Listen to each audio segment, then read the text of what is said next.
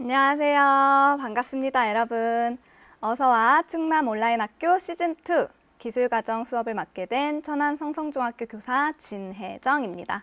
반가워요. 오늘 두 번째 시간이죠. 첫 시간에도 안내를 했지만 오늘 다시 한번 안내사항에 대해 얘기하도록 하겠습니다. 자, 다양한 학교의 학생들이 있기 때문에 특정 교과서가 아닌 성취 기준을 토대로 내용을 재구성하였기 때문에 교과서 문제는 걱정하지 않아도 됩니다. 영상을 보면서 학습하면 되고요.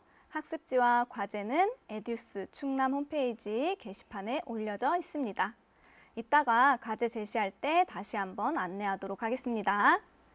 마지막으로 채팅창을 이용할 때에는 바르고 고운 말, 서로 존중하고 배려하는 언어 사용 지켜줄 수 있죠? 네, 잘 지켜줄 거라 믿을게요. 자, 저번 시간에 채팅창을 보니까 여러분들이 댓글로 정말 열심히 수업에 참여를 했더라고요. 선생님이 댓글을 동시에 볼 수 없어서 모든 학생들에게 칭찬해주지 못해서 너무 아쉬웠어요. 오늘도 잘 할 수 있죠? 활약 기대해 보겠습니다. TMI 친구 첫 번째로 인사해줬네요. 안녕하세요. 반가워요. 성미 학생, 공부하는 중딜 경찰 준비생. 안녕하세요. 조율 학생, 안녕하세요. 아잉 학생, 안녕하세요. 반가워요. 자, 저번 시간에 질문이 있었어요.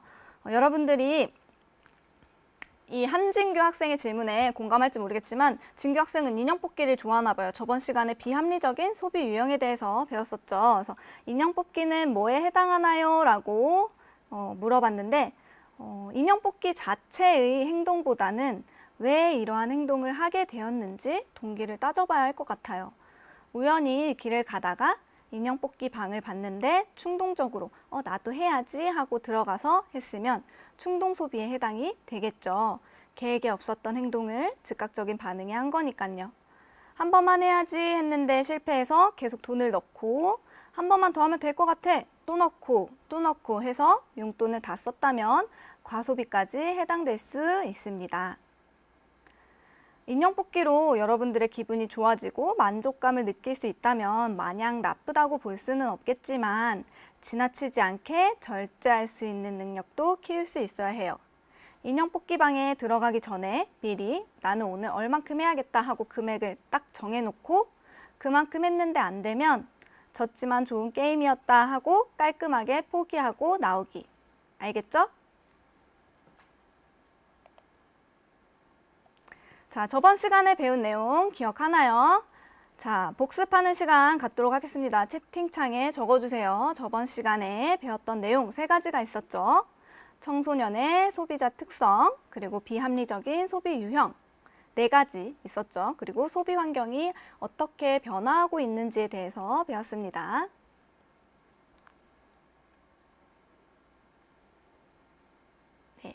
청소년 소비자는 독립적으로 소비하려는 성향을 보이고 아직 소비에 대한 지식과 경험이 부족하기 때문에 비합리적인 소비를 하는 경우도 있다고 했습니다. 또한 광고나 또래 친구의 영향을 많이 받는다고도 했었죠. 비합리적인 소비 유형 4가지는 어떤 게 있었죠? 과시소비, 모방소비, 과소비, 충동소비 이렇게 4가지가 있었습니다. 이 부분은 저번 시간에 과제로도 내줬었죠.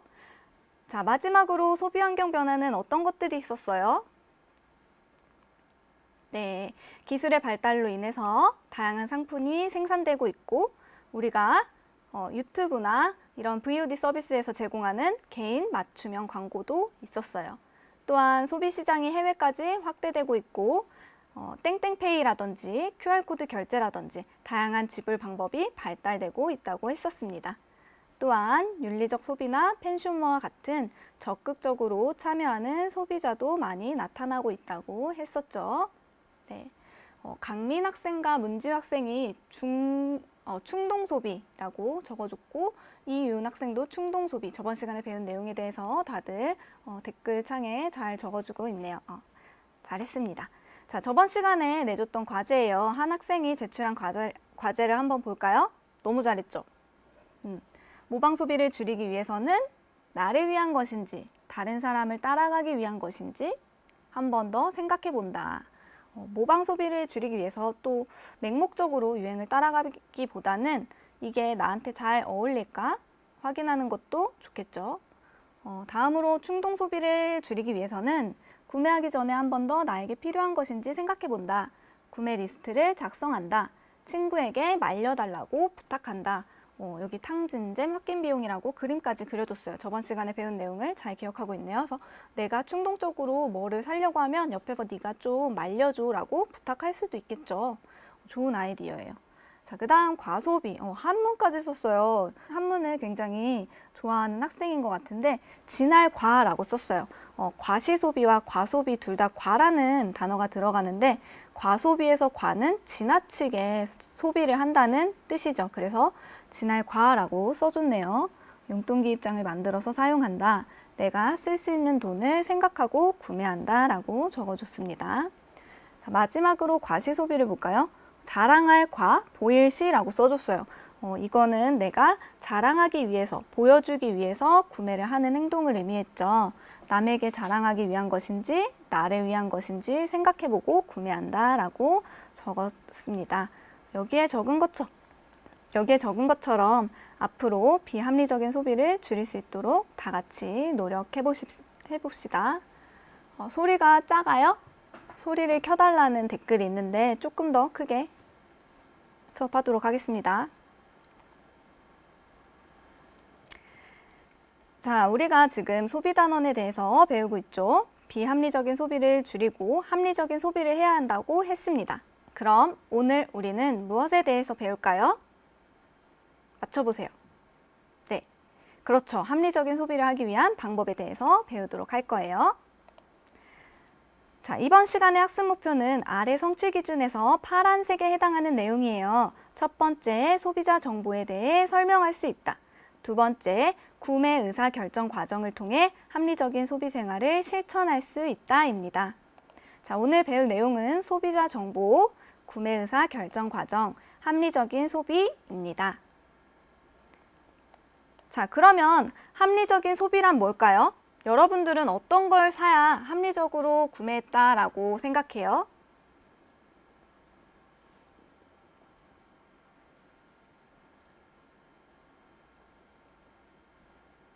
댓글창을 기다려 볼까요?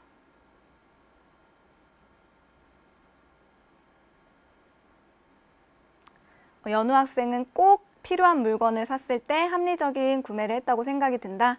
아잉 학생은 잘 쓰고 마음에 드는 거. 임가은 학생은 싼 거, 제일 저렴한 거를 샀을 때. 건희 학생은 갖고 싶은 거를 샀을 때. 다양한 학생들이 여러 개의 대답을 줬는데 여러분들이 대답한 것처럼 제일 저렴한 것을 골랐을 때 잘 샀다라고 생각할 수도 있고 가장 품질이 우수한 제품을 샀을 때 잘 구매한 것 같다라고 생각할 수도 있어요. 다양한 의견들이 나온 것처럼 각자 생각하는 만족도가 다른데 합리적 소비란 우리가 가지고 있는 자원의 범위 내에서 최대한의 만족을 얻었을 때 합리적 소비를 했다라고 말할 수 있습니다. 자, 이를 위해서는 구매 의사 결정 과정에 따라서 구매를 해야 되고요. 또 다양한 정보 속에서 정말 믿을 수 있는 정보가 무엇인지 선별해서 구매할 수 있어야 합니다. 자, 그러면 위에서 구매 의사 결정 과정이라는 단어가 나왔는데 어떤 과정을 거치게 되는지 한번 보도록 하겠습니다. 자, 구매 의사 결정 과정은 5가지 단계로 이루어져요. 자, 첫 번째는 필요성 인식, 두 번째 정보 탐색, 세 번째 대안 평가, 네 번째 구매, 마지막으로 구매 후 평가, 이 5가지의 단계를 거치게 됩니다. 자, 각각의 단계를 알아보도록 할게요. 자, 첫 번째 단계인 필요성 인식 단계는 말 그대로 새로운 제품을 사겠다는 필요성이나 욕구를 느끼는 단계예요. 우리가 물건을 사는 이유는 4가지가 있다고 해요. 첫 번째는 이 물건이 없어서, 두 번째는 수명이 다해서 또는 고장나서, 세 번째는 새로 나온 신제품이 내가 가지고 있는 것보다 더 좋아 보여서, 네 번째 이유는 뭘 것 같아요? 마지막 이유는 그냥 아무 이유 없이 사는 경우도 있어요. 이런 경우는 위에 구매 의사 결정 과정에 따라서 생각한다면 비합리적인 소비를 막을 수 있겠죠. 첫 번째는 필요성을 인식하는 단계예요. 이 단계에서는 나에게 정말 꼭 필요한 것일까? 어디에 사용할 것인지 혹은 이미 있거나 대체할 수 있는 상품은 아닌지 생각을 해봐야 합니다. 두 번째 단계는 정보 탐색 단계인데요. 이 단계에서는 내가 물건을 사기 위해서 필요한 정보를 탐색하는 단계예요. 이 단계에서는 내가 이전에 구매한 경험이 있는지 또는 상품의 가격이나 디자인, 품질, 기능 등은 적당한지를 따져보고 정보 탐색을 해야 합니다.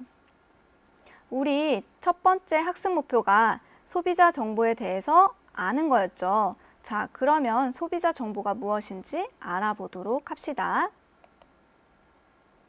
소비자 정보란 소비자가 상품이나 서비스를 구매하거나 이용할 때 올바른 선택을 할 수 있도록 도와주는 모든 정보를 의미해요. 가격 정보, 사용 정보, 보증 정보, 품질 정보가 있습니다. 첫 번째로 가격 정보는 소비자 가격이나 단위 가격 등을 의미해요. 같은 상품이라도 상점마다 가격 차이가 있기 때문에 비교하고 구매하는 게 좋겠죠. 그래서 마트에 가면 이렇게 가격이 적혀져 있고 아래 보면 100g당 얼마 혹은 1kg당 얼마라고 단위 가격도 제시가 되어 있어요. 그래서 우리가 비교하기 쉽게 제시가 되어 있죠. 식당에 가서도 각각 메뉴에 대한 금액들이 제시가 되어 있던 것을 본 적 있을 거예요. 자, 두 번째는 사용 정보예요.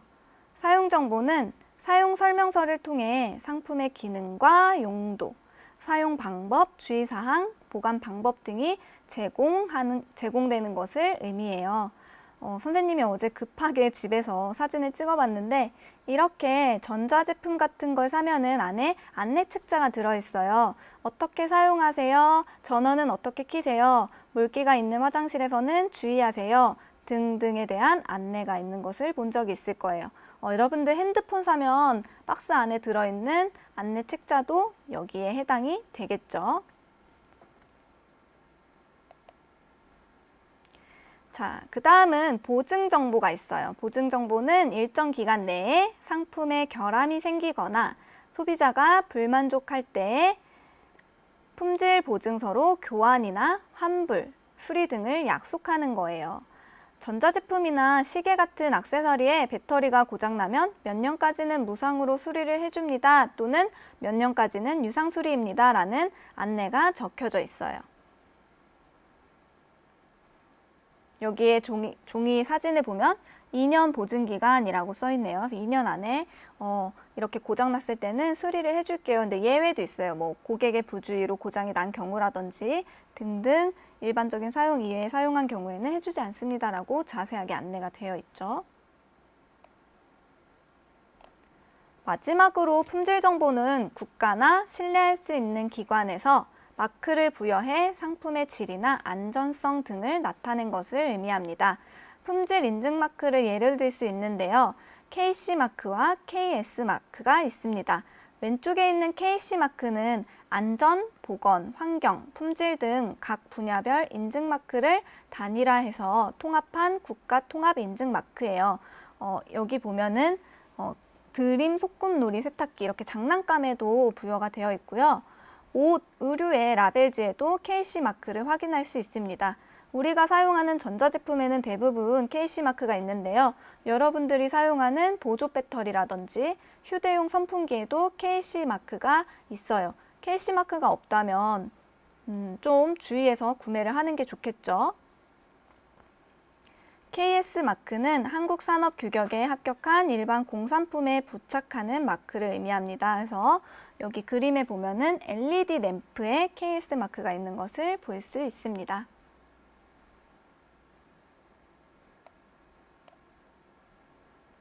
자, 이렇게 소비자 정보의 네 가지로 분류를 했는데요. 이 정보들을 어디서 제공받느냐에 따라 세 가지 원천으로 분류할 수 있습니다. 첫 번째, 개인적 원천, 두 번째, 상업적 원천, 세 번째, 중립적 원천이 있습니다. 우선 개인적 원천이란 소비자에게 얻는 정보로 자신의 경험이나 가족과 친구로부터 얻는 조언 등을 의미해요. 정보원이 다양하고 정보 수집이 비교적 쉽다는 장점이 있습니다. 또한 개인의 경험에 따른 것이라 주관적이고 전문성이 부족하다는 단점도 있습니다.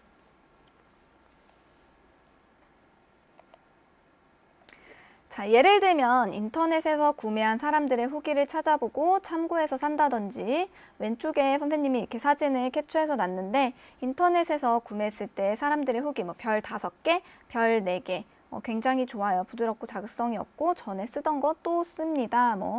부드럽게 발리고 촉촉해서 좋아요 라고 이렇게 선크림에 대한 후기가 있어요. 또는 친구들에게, 주변 친구들에게 나 선블록 사려는데 추천 좀 해줘 라고 물어볼 수도 있죠. 친구들이 나는 땡땡 제품 가격도 저렴하고 평점이 좋길래 샀는데 괜찮더라 라고 얘기를 들을 수도 있고, 다른 친구는 나는 민감성 피부라서 안 맞는 화장품은 따가웠어. 그래서 성분을 비교해보고 땡땡 제품을 쓰고 있어. 나는 지성 피부여서 땡땡땡 제품을 쓰는데 유분감이 적어서 발랐을 때 가벼운 느낌이 들어서 좋아 라고 정보를 제공받을 수도 있어요. 이런 정보들은 개인적 원천에 해당이 됩니다. 두 번째로 상업적 원천은 생산자나 판매자가 제공하는 정보를 의미합니다. 예를 들면 광고나 판매원의 설명, 사용설명서 등이 이에 해당합니다. 판매를 목적으로 제공하기 때문에 내가 굳이 노력해서 찾지 않아도 쉽게 제공된다는 특징이 있습니다. 하지만 과장되거나 허위 정보가 많아 신뢰도가 부족하다는 단점도 있습니다. 자, 이렇게 아까 선블럭을 산다고 했는데 화장품 가게에 들어가서 판매하는 직원이 설명을 해주는 거라든지, 고객님 이 제품이 제일 잘 나가요, 고객님한테 이게 잘 어울려요 라는 정보가 해당이 되겠죠. 또한 텔레비전에 나오는 광고도 상업적 원천에 해당이 됩니다. 아무래도 제품의 단점보다는 장점 위주로 제공이 되기 때문에 이런 정보에 대한 특성을 인지하고 잘 선별할 수 있어야겠죠. 마지막으로 중립적 원천은 정부나 공공기관, 소비자 단체에서 제공하는 정보를 의미합니다. 예를 들어 정부에서 인증하는 마크라든지 한국소비자원에서 발행하는 소비자시대 웹진에서 제공하는 정보들이 있습니다. 이 정보들은 제3자 입장에서 객관적으로 상품을 테스트하고 제공하는 정보이기 때문에 신뢰할 수 있다는 장점이 있으나 정보를 얻기 위해서는 직접 자료를 찾아야 한다는 어려움이 있습니다. 앞에 개인적 원천이나 상업적 원천은 여러분들이 쉽게 접할 수 있었을 텐데 중립적 원천은 약간 낯설 거예요. 그래서 중립적 원천에 대한 예시를 많이 준비해 봤는데, 자, 아까 전에 얘기했던 한국소비자원에서 발행하는 소비자시대 웹진이 있어요. 이렇게 소비자시대 웹진 사이트에 들어가면 매달 발행되는 정보를 제공받을 수 있습니다. 자, 홈페이지 들어가면 이렇게 4월 뜨네요. 목차를 보면 이달의 추천 정보, 라이프 트렌드, 12달 소비 멘토, 주말에 뭐하지, 상품 테스트, 소비자원 사건 엑스파일, 소비자 핫 이슈, 소소한 팁 등등이 나와져 있어요. 자, 그러면 우리는 1월호에서 인기 롱패딩 과연 비싼가 팔까? 4월에서는 코로나19 위약금, 배달앱, 휴대용 카시트에 대한 내용을 한번 보도록 하겠습니다.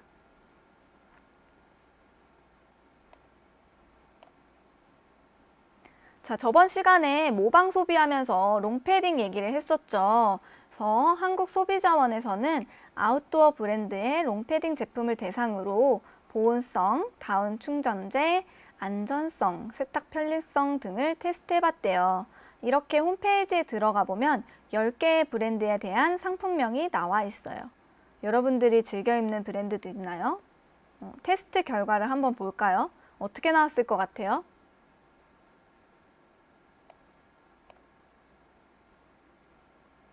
자, 보온성은 제품 간 큰 차이 없이 모든 제품이 우수한 결과로 나왔대요. 거위털 또한 잘 빠지지 않았고 품질 및 안전성 또한 모든 제품이 이상 없다고 나와 있네요. 어떤 제품이 가볍고 세탁하기 편리한지 각 제품의 무게와 세탁 방법에 대한 안내도 나와 있습니다.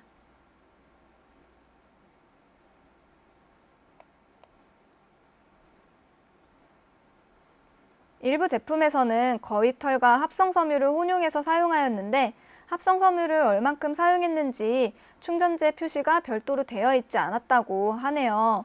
충전재가 차지하는 비중을 소비자가 쉽게 파악할 수 있게 국가기술표준원의 표시 기준 개선을 건의할 예정이라고 합니다. 이처럼 여러분들이 구매하고 자주 사용하는 제품에 대한 정보들이 많이 있으니까 나중에 소비자시대 웹진 사이트 들어가서 다양한 정보를 꼭 확인해 보세요.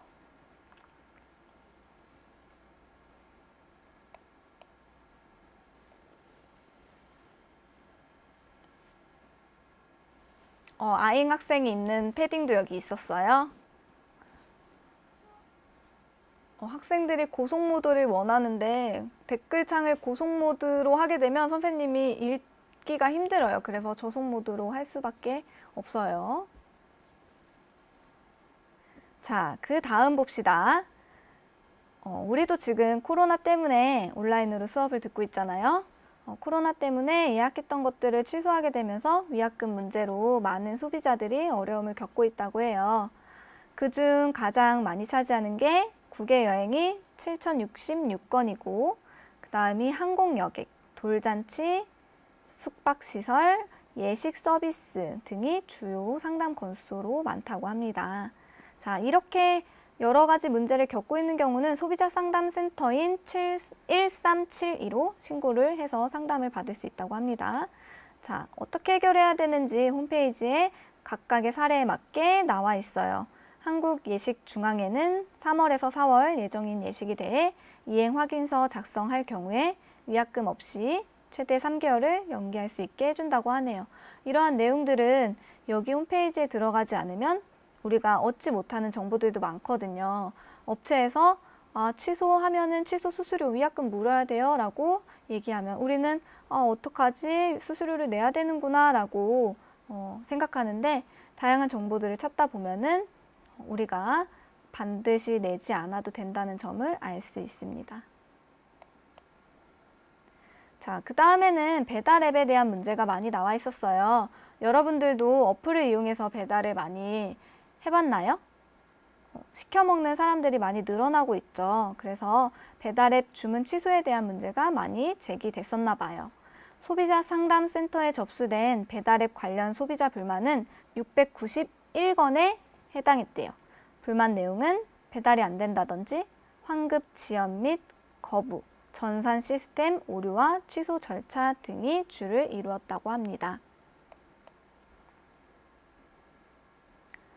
배달의 땡땡과 배달땡, 요기땡은 이렇게 세 가지 비교해서 각 배달 앱에서 정보를 어디까지 제공을 하고 있는지, 취소 기준은 어떻게 되어 있는지 안내가 나와 있습니다. 한국소비자원에서 배달 앱 전체에 이와 같은 문제를 개선할 수 있도록 권고하였다고 하네요. 그래서 배달땡과 요기땡은 30초 안에 취소를 해야지 취소를 허용해 준다고 해요. 사실상 30초면 굉장히 짧은 시간이기 때문에 취소가 불가능하다고 볼 수가 있겠죠. 그래서 많은 소비자들이 불만을 제기했고 한국소비자원에서 이를 해결하기 위해서 노력하고 있다는 내용입니다.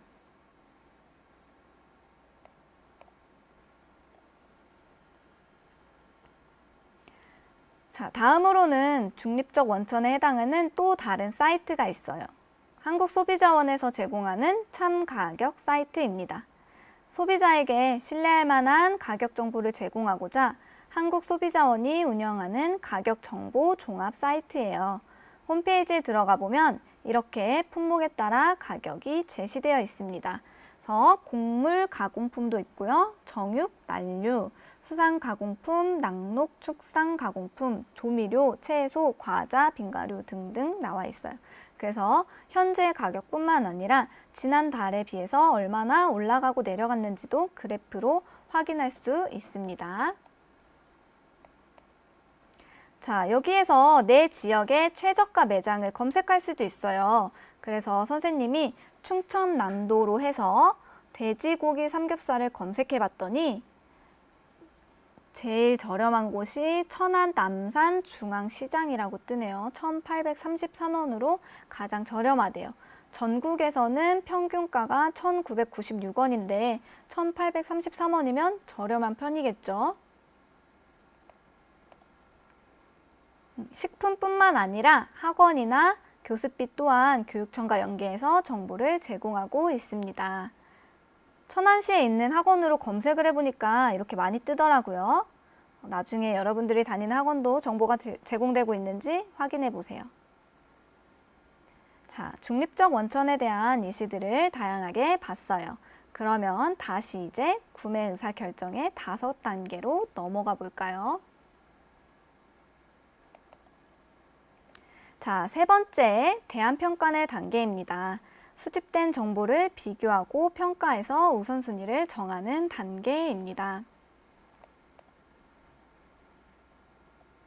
자, 이 단계에서는 가장 중요한 평가 기준은 무엇인가? 원하는 디자인이나 색상, 치수 등이 없다면 어떻게 해야 할까? 다양한 특징을 종합했을 때 최적의 대안 순위는 무엇인지 생각해 봐야 합니다.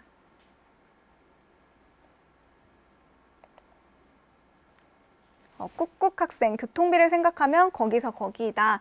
최저가를 검색했는데 만약에 우리 집과 멀리 떨어져 있으면 교통비 때문에 그렇죠. 저렴하게 구매했다고 보기가 어려울 수도 있어요. 그래서 교통비도 감안하고 우리 집 근처에서 어떤 제품이 저렴하게 판매되고 있는지 확인하면 좋을 것 같아요. 자, 우선순위에 따른 대안평가를 하는 방법으로는 다양한 방법들이 있어요. 하지만 한 가지만 예를 들어서 오늘 보도록 하겠습니다. 자, 만약에 우리가 운동화를 구매한다고 해봅시다. 여러분들 운동화 구매할 때 뭐가 가장 중요해요? 채팅창에 한번 적어주세요.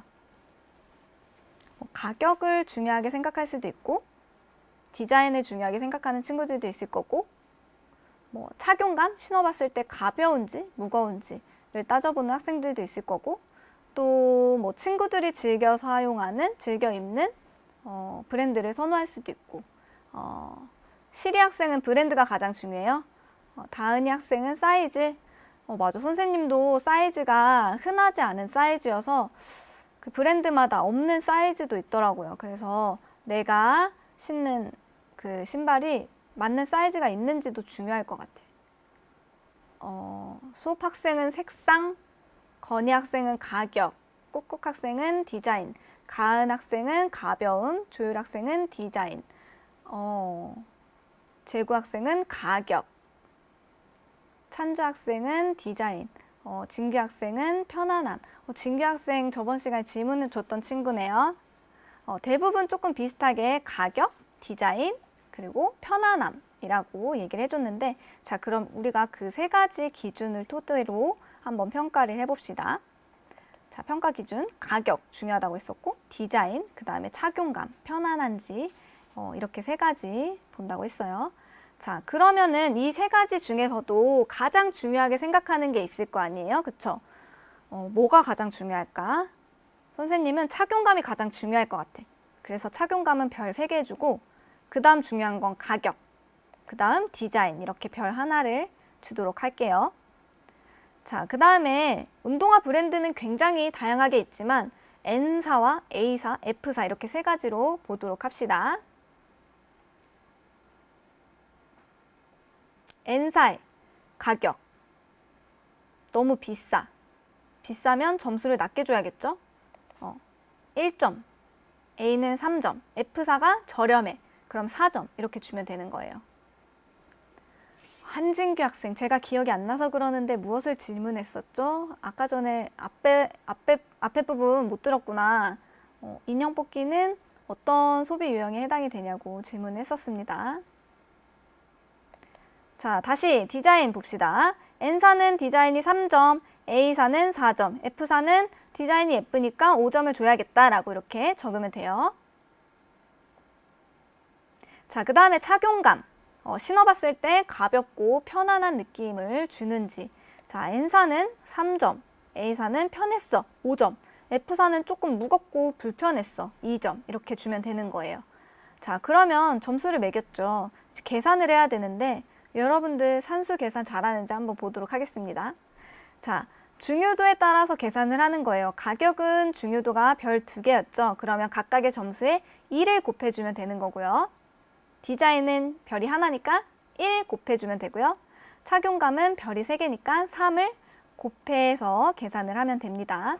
자, N사를 먼저 계산을 해볼게요. 1점, 3점, 3점이면 곱하기 해서 자, 2 더하기 3 더하기 9 하면 몇 점이에요? 14점이죠. 자, 그 다음에 A사 계산을 해볼까요? 가은 학생은 벌써 다 계산을 했어요. A라고. 시리 학생도 A. 자, A 계산해 봅시다. 자, 2 곱하기 3, 6, 4, 15 더하면 25점이죠. 아잉, 17점 아니에요. 잘못 계산했어요. 시리 학생, 저는 특정 브랜드를 얘기하지 않았어요. A사라고 했습니다. 지유 학생 12점 아니에요. 건희 학생 25점. 잘 계산했어요. 자, F는 몇 점인지 계산해 봅시다. 자, 2 곱하기 4, 8, 1 곱하기 5, 3 곱하기 2 하면 자, 8 더하기 5 더하기 6 몇이에요? 19점이죠. 제구는 왜 12가 나왔을까? 매구노 학생 19점 맞죠? 잘 계산했어요. 자, 그러면 14점, 25점, 19점이 나왔네요. 가장 높은 점수가 25점으로 A사가 나왔죠. 그러면은 A사를 선택하면 되겠죠. 다음에 여러분 구매할 때 이 표 그려서 한번 해보세요. 자, 계산을 했어. 그럼 결정을 했어. 그럼 이제 뭐 해야 돼? 사러 가야죠, 매장에. 자, 구매하는 단계예요. 네 번째는 상품을 선택해서 최종 결제하러 가는 구매 단계입니다. 자, 구매했을 때는 상품에 결함이 있는지 확인을 하고요. 구매 시기와 장소, 지불 방법은 어떻게 해야 할 것인지 생각하고 교환이나 환불이 가능한지 또한 생각을 해봐야 돼요. 간혹 가다가 세일 제품이라고 해서 교환이나 환불이 불가능합니다 라고 되어 있는 것들도 있는데 이런 것들을 반드시 확인하고 구매를 해야겠죠. 또한 구매 시기는 계절 제품, 패딩 같은 경우에는 여름과 겨울 이렇게 계절마다 가격이 차이가 있기 때문에 시기도 정하는 게 중요하고요. 장소도 내가 백화점에서 살지 일반 매장에서 살지 온라인으로 구매를 할지 비교해보고 결정하면 되겠죠. 지불 방법은 현금으로 할지 체크카드로 할지 상품권으로 결제를 할지 결정을 하면 됩니다. 자, 그러면은 물건을 샀어요. 이제 결정을 해서 샀어. 그러면 끝일까요? 나 이제 샀으니까 원하는 거 샀으니까 이제 끝이야. 이게 아니라 한 단계 더 남아있어요. 마지막. 자, 구매 후에 평가하는 단계가 남아있는데요. 마지막으로 구매 후 평가 단계는 구매 결과가 만족스러웠는지 불만족스러웠는지 평가하는 단계입니다. 이 단계에서 불만족스러웠다면 다시 필요성을 느끼고 앞 단계로 넘어가서 새로운 정보 탐색을 할 수도 있습니다. 자, 구매한 상품이 만족스러운지 만약에 불만족스럽다면 수리할 것인지 교환할 것인지 환불할 것인지 생각하는 단계가 해당되겠죠. 자, 그러면 오늘 우리 배워야 할 소비자 정보와 구매 의사 결정 과정 다 배웠어요. 자, 여러분들 제대로 들었는지 확인해 볼까요? 오늘 내용이 아마 조금 어려웠을 수도 있어요. 여기까지 오느라 고생 많았고요. 오늘 배운 내용들을 한번 채팅창으로 정리를 해봅시다. 자, 우리 처음에 뭐 배웠어요? 합리적 소비란 무엇인지 배웠었죠? 그리고 구매 의사 결정 과정에 대해서도 배웠고요.